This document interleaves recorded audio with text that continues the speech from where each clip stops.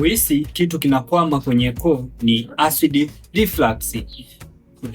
Tindikali inapopanda huwa inapelekea ile tishu ya koo kuvimba. Inapovimba inakuwa inapelekea kuhisi kama kuna kitu ambacho kinakwama au kitu ambacho kinakukwaruza kwenye upande wa koo. Na wengi wao watu huwa wanadhani kwamba ni chakula au masalia ya chakula ambao yamekuja kukwama kwenye upande wa koo. Ila ukweli ni kwamba kama umekuwa ukihisi kitu ambacho kinakwama kwenye upande wa koo, unacheua tindikali au unakuwa unaamka asubuhi mdomo wako unakuwa ni mchachu, una changamoto ya acid reflux.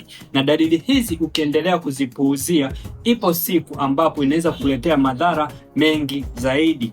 Madhara ambayo unaweza kuyapata ni kwamba unaweza kupata vidonda kwenye upande wa koo, lakini vile vile unaweza kupata uvimbe kwenye upande wa koo. Kuna watu wengine ambao wamekaa na changamoto hii ya acid reflux, imewapelekea kuvimba kabisa kwa tonsils au kuwa wanatokwa na vijimawe kwenye upande wa tonsils ambao vinakuwa vinatoa harufu kali sana. Hiyo ni acid reflux. Kama umekuwa ukipitia dalili au kuhisi hiyo dalili ya kukwama kitu kwenye upande wa koo, chukua hatua mapema kabla hujapata hayo madhara ambayo nimeyataja. Uzuri ni kwamba nimesaidia watu wengi sana wenye changamoto ya acid reflux na wameweza kuondokana na changamoto hii bila kutumia njia ya upasuaji.